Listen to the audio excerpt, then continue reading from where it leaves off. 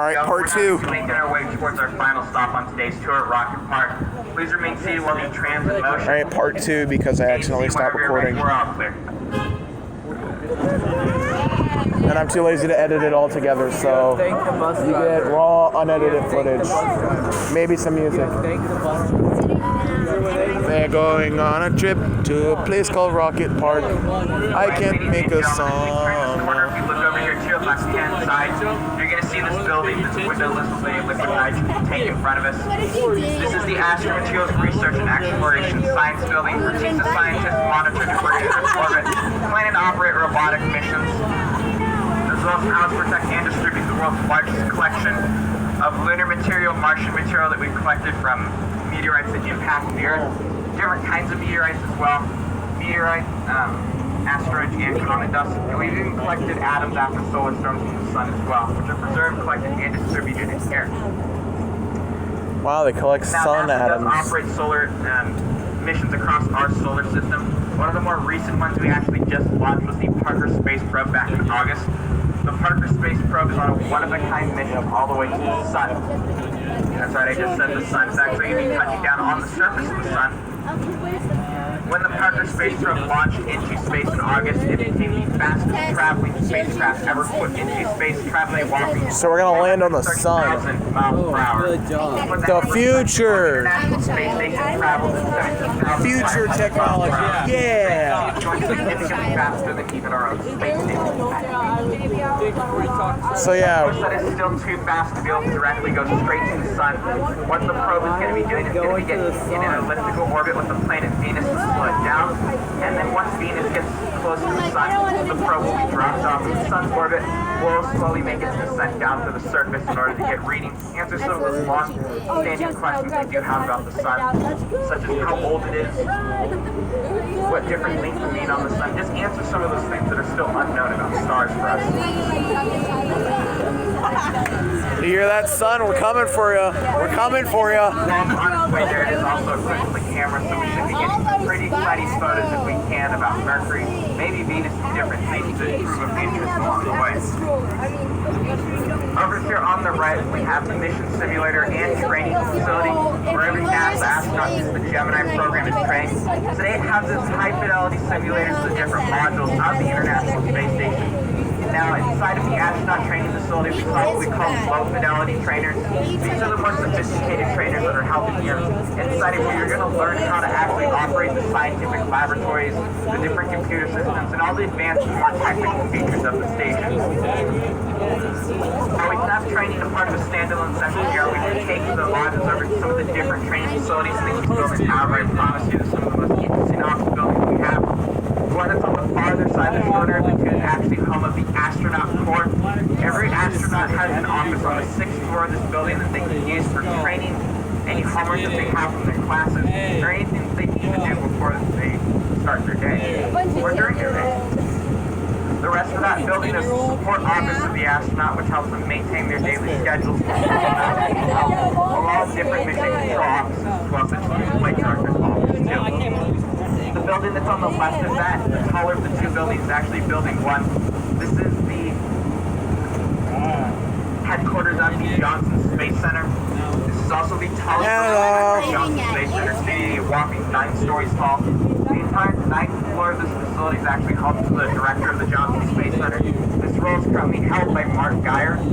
He recently took over this title in May. Before he was the director of Johnson Space Center, he served as the deputy center director. Why are there so many bikes? Now, ladies and gentlemen, in just a few moments, we are going to be driving through the Johnson Space Center Memorial Grove. I'm going to be playing some audio that gives you a better understanding of what the Memorial Grove is all about. Scratch that, there's going to be no audio. I'm going to be talking through this grove, but we are going to be making a brief stop in the middle of it for a few seconds. I just ask that during that stop, we please remain seated. Wow. Alright, ladies and gentlemen, we're now driving through the Johnson Space Center Memorial Grove. On the right, these trees are dedicated to employees, families, anyone who made noteworthy contributions to NASA or to Johnson Space Center. Over there on the left, those trees that are set past the road, those series of oaks, is the Astronaut Memorial Grove.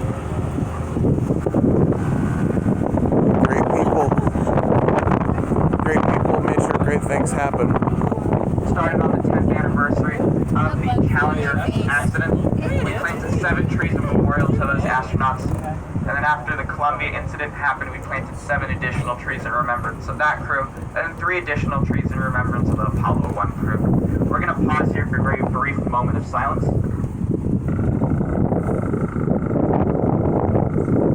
The Challenger accident. The future doesn't belong to the faint-hearted, it belongs to the brave. These astronauts were brave enough in order to take the risk in the name of space flight. We grieve at the death of an astronaut, that does not stop us from continuing space exploration. In fact, that loss strengthens our resolve. As we move on to the future with our Orion program, we will never forget the crews of Challenger, Columbia, and Apollo 1, and all the talented men and women who have gave their lives in the name of manned spaceflight.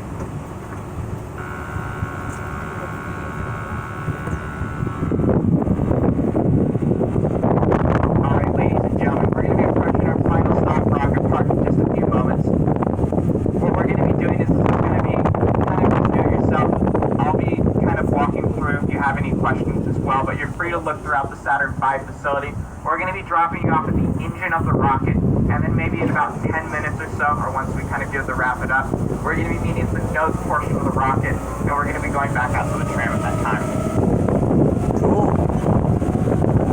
Safety is no accident, 33 days. We do have restrooms in the facility as well. They're going to be located in the brown building that's just adjacent to the Saturn V facility.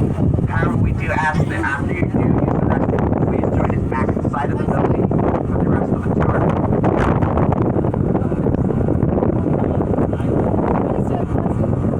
Again, ladies and gentlemen, we are going to have about 10 minutes inside of this facility. Once it is time to go, we just ask you please meet us at the nose portion of the rocket. I got 10 minutes to show you guys the Saturn V. My 5 subscribers.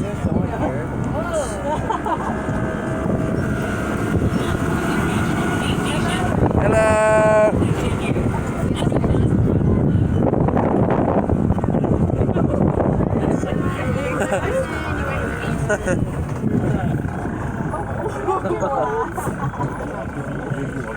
Martinez, you look great in that hat. And stop. And gate opens. We get to go in there. Folks, we're going to remain seated here, please. We're going to be pulling up to the engine of the rocket in just a few moments. We're just waiting for the security gate to open really quickly. Quickly, more like slowly.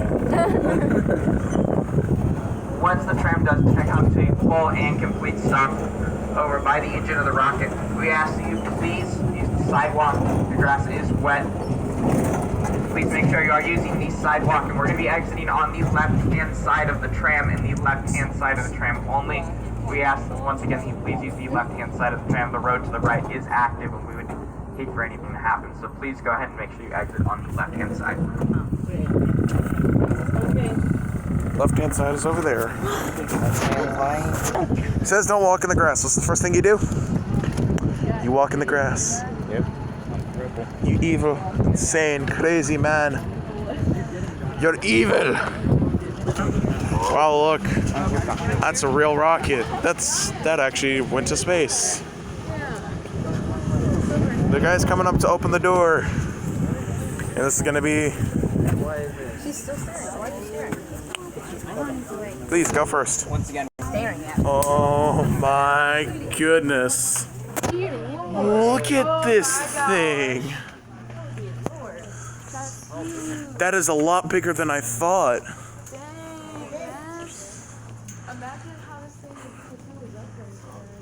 Huge.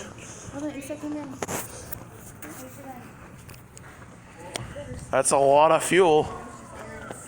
I can see what they mean by it needs to be powerful. All right, listen, it's not going to show up very well in the video, but if you look, this thing is massive, okay? Like, Jesus. It's Apollo 10. Hey, look, the flag of Apollo 11. Look at this. This is just... This is amazing. This is the thing that sent people to the moon.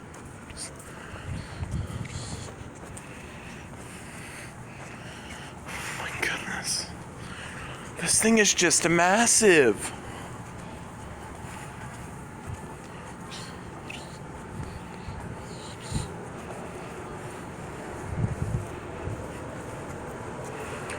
To really experience this, you'd have to go here.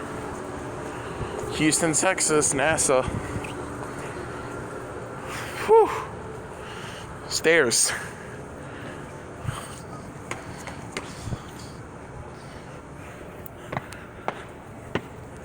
And as a great man once said, one small step for man, one giant leap for mankind.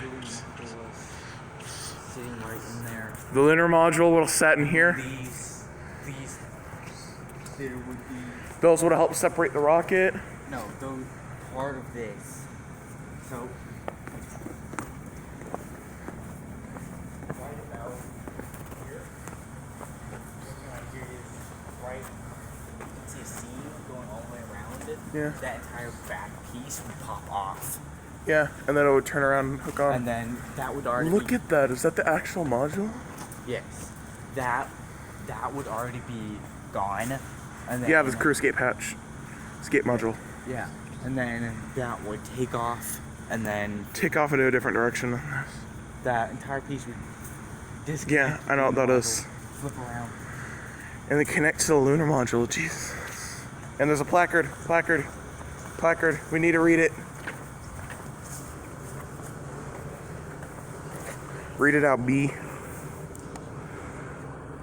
Large rocket built all the time of the historic first mission.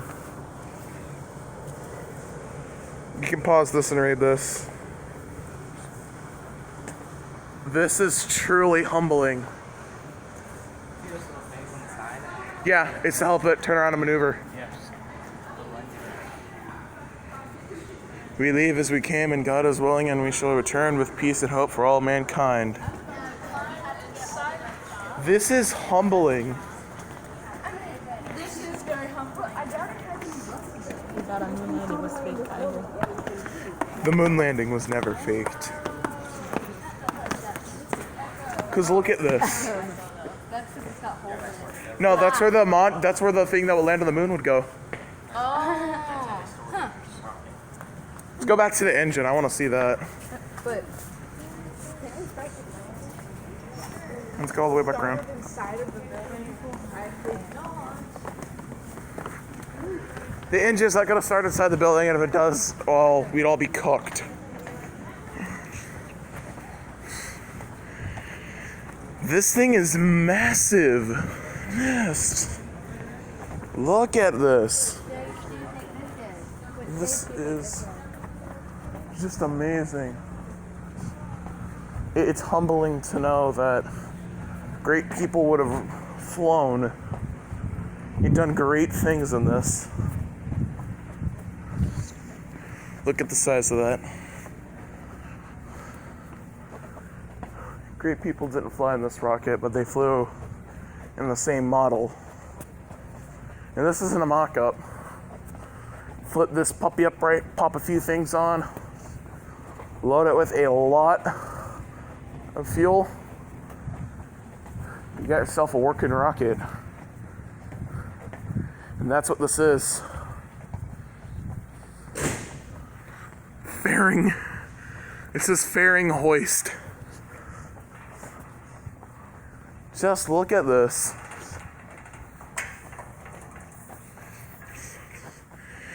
And now we stand behind some of the most powerful things in the world. Look at them. Really puts into perspective how far we've come. The F1 engine.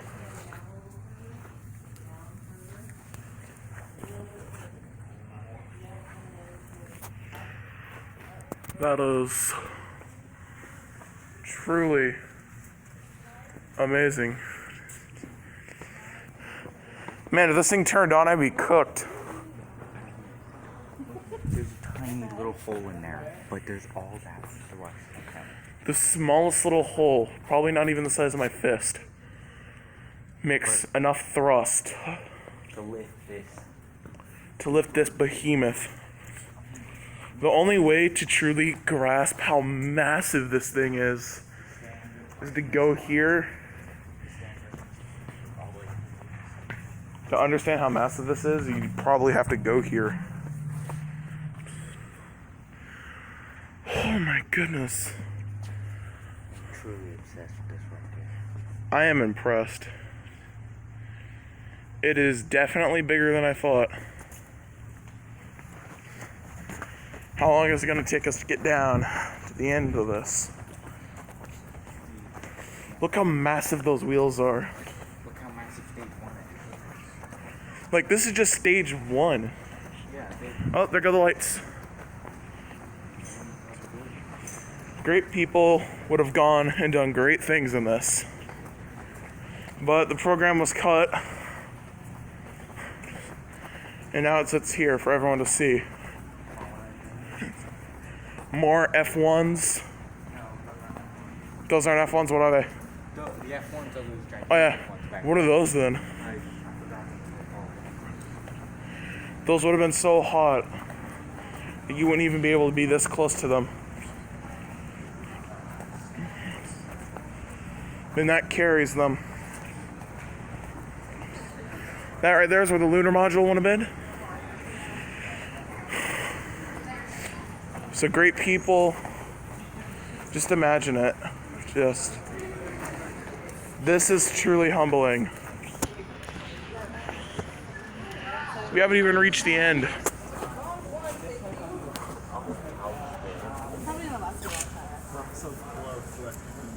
A testament to how far we've gone. We've gone from banging rocks together, making weird noises, and now we've made this. Yeah. Nothing. What are you doing? Are you doing a vlog? I'm recording.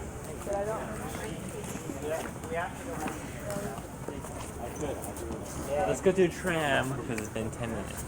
What do I want to do? Oh my goodness, Marshall. Look at that. That would have held so much fuel. Enough to power massive engines. That is a fuel tank. Just picture how heavy that is.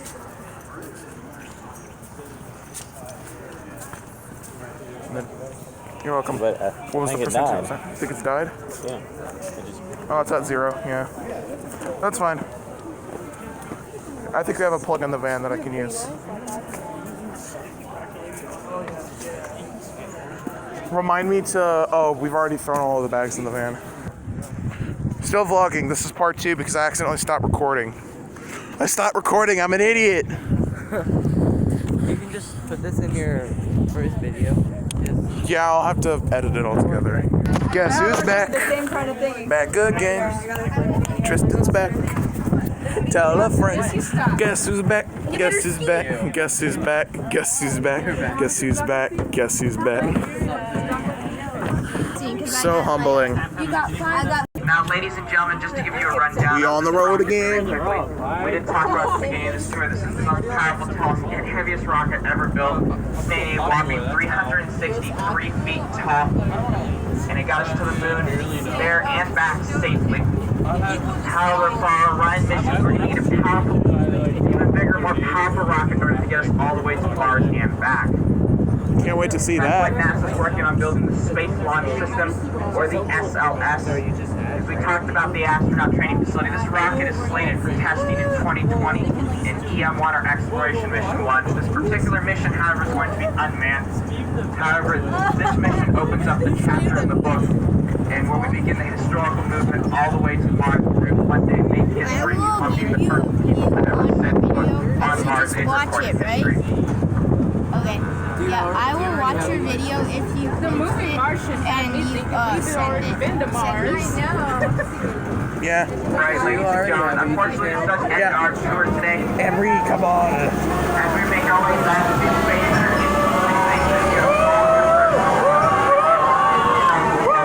backpack car keys, taking the value you may have brought with you on the tram, your hats. The guy in the movie Martian. More importantly, your children as well. Once again, if our children are left on this tram, we do need Orion astronauts, so they will be donated to the Orion program. On behalf of your driver, AC, and myself, Steven, we thank you for taking the NASA tram tour with us this morning. We hope you enjoyed it as much as we did. A lot of people. What are you doing? We also world. Once the tram does make a fully complete stop over here, we're going to be Screw the light bulb, on the pet the right-hand dog. side only, please. That's it for the NASA. Part 3 will be me exploring the Boeing and the big plane. The plane! Hey, no.